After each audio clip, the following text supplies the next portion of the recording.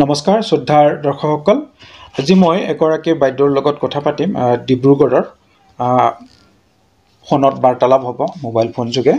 তো এতিয়া মই ট্ৰাই কৰিম তেখেতক ফোন কৰাৰ কাৰণে আৰু তেখেতে কিছু কথা ক'ব ভিডিঅ'টো আশা কৰিছোঁ শেষলৈকে চাব স্যাৰ কওকচোন আপুনি ৰীনা বৰা বাইদেউ হয় স্যাৰ বৰুৱা ৰীনা বৰুৱা ঠিক আছে আপুনি কিবা ক'ব খুজিছিলে কওকচোন আপুনি স্কুলত কাম কৰে আমি অপাদেশিক বিদ্যালয়ৰ শিক্ষয়িত্ৰী স্যাৰ আৰু কি এমই স্কুল নেকি এমই স্কুল আপুনি কিমান দিনৰ পৰা কাম কৰি আছে মই 96 পৰা 96 পৰা 96 পৰা তেনেহলে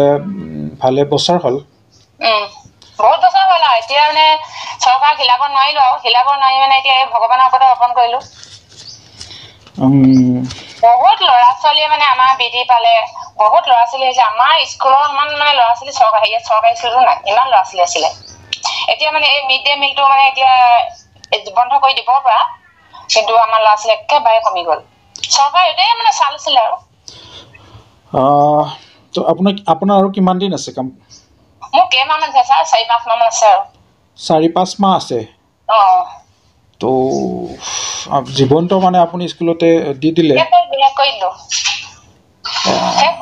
এইখিনি মানে চৰকাৰে আমাক শেষ কৰিলে কৰিছো আৰু ঈশ্বৰকে মানে অৰ্পণ কৰিছো এইখিনি দুখ নিজে নলয় ভগৱানৰ ওপৰত অৰ্পণ কৰিছো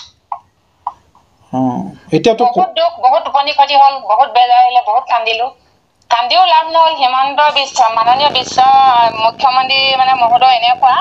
আমাৰ ভেঞ্চাৰ স্কুলৰ কাৰণে তেওঁ চকপানী নতুকে তেওঁ যি মন যায় তাকেই কৰে এতিয়া চাওকচোন মই প্ৰথমতে কওঁ আপোনাক এই ভেঞ্চাৰ স্কুলত দুপৰীয়া আহাৰ খাদ্যটো বা কেলে কাটি দিব লাগে তেওঁলোকে কৈছে কি বোলে বাইদেউ ছাত্ৰ ছাত্ৰীসকলে কৈছে বাইদেউ আমাক খাদ্যটো কেলে বন্ধ কৰিলে মই তোমালোকে হিমন্ত মামাক কবা আকৌ হিমন্ত মামাহে কাটি দিছে আমি কাটি নাই দিয়া নহয় চৰকাৰলৈ আপুনি চিঠি এখন লিখি দিয়কচোন চৰকাৰলৈ চিঠি এখন লিখিলেনো কি কৰিম তোমালোকে অৰুণোদয় আঁচনি পাইছা নহয় মাহঁতে এই অৰুণোদয় আঁচনিয়ে হ'ব বোলে এইবোৰ অৰুণোদয় আঁচনি দিছে নহয় আমাৰ যিবিলাক মানে মধ্যাহ্ন ভোজনৰ টকা সেইবিলাক টকা এতিয়া অৰুণোদয় আঁচনি দিছে নহয় আৰু যিবিলাক চাউল সেইবিলাক এতিয়া তোমালোকৰ ৰেচন কাৰ্ড দিছে নহয় সেইখিনিয়ে হ'ব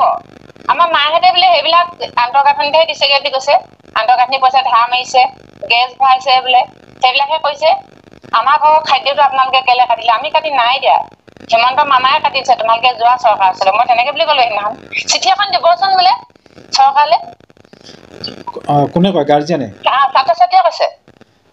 ছাত্ৰ ছাত্ৰীয়ে চিঠি দিবলৈ কয় ছাত্ৰ ছাত্ৰীয়ে চৰকাৰলৈ চিঠি এখন দিবলৈ কৈছে চৰকাৰৰ আমাৰ মানে কংগ্ৰেছ চৰকাৰে কণ ছাত্ৰ ছাত্ৰীক দুপৰীয়া খাদ্যটোকে আমাক দিছিলে অন্য এটা ফিক্স পে এটা দিছিলে তেওঁলোকে অন্ততঃ শিক্ষকসকলে এযোৰ পেণ্ট চাৰ্ট আৰু শিক্ষয়িত্ৰীসকলে এযোৰ মেখেলা চাদৰকে কিনিব পাৰিছিলে এই সকলোখিনি একেবাৰে চৰাই পাখি কটাৰ নিচিনাকে আমাৰ একদম ভেঞ্চাৰ স্কুলখিনি শেষ কৰি দিলে আমাৰ মুখ্যমন্ত্ৰী এতিয়া কি কৰিছে বাৰু তেওঁ বিবেক বিচাৰবিলাক কাৰ ওপৰত আছে বাৰু সম্পূৰ্ণ ৰাজনীতিৰ ওপৰত নহয়নে বাৰু ছাৰ তেওঁ ৰাইজৰ হিতৰ কাৰণে CM হৈছিল নে ৰাইজক ভোটৰ কাৰণে তেওঁ CM হৈছিলে সেইটো এক নম্বৰ পইণ্ট আপুনি চিন্তা কৰি লওকচোন বাৰু হয়নে নহয় হয় বৰ্তমান যিবিলাক কাম কাজ কৰি আছে সেইবিলাকতো দেখা যায় মানে ভোটৰ কাৰণে কৰি আছে দুপৰীয়া খাদ্য চাউলখিনিকে নিলে নি পিনি মানে এতিয়া ৰেচন কাৰ্ড বনাইছে এই দুপৰীয়া খাদ্য পইচাখিনিকে নিছে এতিয়া অৰুণোদয় দিছে সেইখিনি কথা আমি নাজানো আমাৰ যেতিয়া আমি স্কুলত মিটিং দিওঁ আমাৰ অভিভাৱকসকল আহে তেওঁলোকে কয় তোমালোকে আৰু এই দুপৰীয়া আহাৰটো পাম বুলি আশা নকৰিবা এতিয়া অৰুণোদয় আঁচনি লৈছে নহয় এতিয়া এইবোৰ মানে চাউলৰ কাৰ্ড বনাইছে তোমালোকৰ পইচাবিলাকে এইবিলাক সকলো ৰাইজৰ মুখে মুখে এইবিলাক কথা আমি নিজে মানে বনাই লোৱা কথা নহয় তেওঁলোকৰ মুখতে এইবিলাক কথা ওলাইছে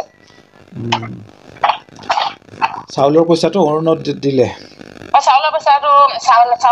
চাউলখিনি নিছে মানে হেৰিয়াক দিছে আৰু এই ৰেচন কাৰ্ড বনাইছে ক'বাত দিছে তাৰপৰা পইচাটো নিছে অৰুণোদয় দিছে সকলোৱে মোক ভাল প্ৰকাৰ ভোট দিয়ক মানে সকলোকে হিতাধিকাৰী বনাম কিন্তু এইখিনি পাপৰ কাৰণে তেওঁ এদিন ৰৌ নৰকত ডুবিব বুলি ভাবিছো কাৰণ ল'ৰা ছোৱালীয়ে বিৰাট হাও দিছে ল'ৰা ছোৱালী যেতিয়া মুখ চুখ শুকাই যায় মানে স্কুল ছুটি পাছত বৰ বেয়া লাগে তেওঁলোকলে হয় যিহেতুকে চৰকাৰী স্কুলবিলাকত ল'ৰা ছোৱালীয়ে মানে মিড ডে মিল পায় আৰু খায় তো একে সময়তে এইবিলাক ল'ৰা ছোৱালীয়ে কিন্তু একো নাপায় তো তেওঁলোকক ক'লো তোমালোকে যদি মিড ডে মিল খাবলৈ মন গৈছে চৰকাৰী স্কুললৈ গুচি যোৱা আমাৰ একো আপত্তি নাই বুলি ক'লো তেতিয়া তেওঁলোকে কৈছে কি বোলে চৰকাৰী স্কুললৈ নাযাওঁ বাইদেউ আমি মৰি গ'লেও মৰি যাম খাবলৈ নাপায় কিন্তু আপোনালোকক এৰি পিনি আমি নাযাওঁ তেওঁলোকে বাৰু ছাৰ কাৰ আঁচনি লৈ পিনি বাৰু এই হেৰি কি বুলি কয় অৰুণোদয় আঁচনি দিলে বা ৰেচন কাৰ্ড বনালে এইবিলাক সম্পূৰ্ণ কংগ্ৰেছ চৰকাৰে বনোৱা আঁচনি নহয়নে বাৰু তেওঁলোকৰ টকাখিনিহে মানে নি পিনি আকৌ লোকৰ পিঠাগুৰিয়ে সভা কৰিছেগৈ গৈ পিনি